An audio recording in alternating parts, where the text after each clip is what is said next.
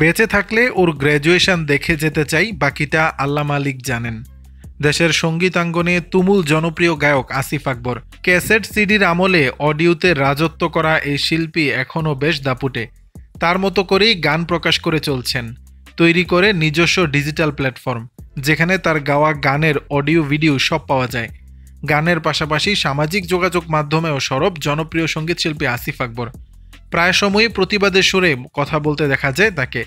কখনো বা আবার নিজের মতামত কিংবা অনুভূতিও ভক্তদের সঙ্গে শেয়ার করেন তিনি।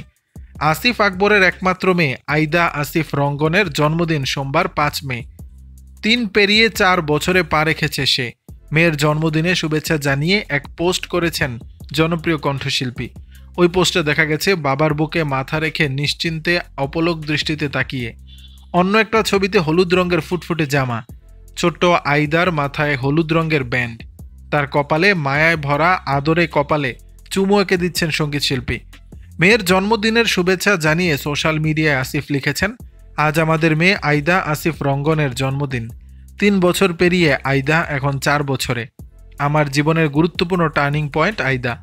হাসি খুশি মেয়েটা আমার জিদ্দিও যথেষ্ট। মেয়েকে ঘিরে অনেক স্বপ্ন বুনছেন তিনি। মেয়েকে পাইলট বানাতে চান, এমনকি জীবদ্দশায় মেয়ের গ্র্যাজুয়েশন দেখে যাওয়ার ইচ্ছার কথাও জানিয়েছেন। কণ্ঠশিল্পীর ভাষ্য, নিজের জীবন নিয়ে মেয়ের সিদ্ধান্তই চূড়ান্ত। আমার খুব শখ আইদা বড় হয়ে একজন ফাইটার প্লেন মানে যুদ্ধ বিমান চালাবে। সেই লক্ষ্যে যা যা করণীয় বাবা হিসাবে সব করব ইনশাআল্লাহ। দর্শক, বিষয়টি নিয়ে আপনাদের মতামত জানাবেন নিচের কমেন্ট বক্সে।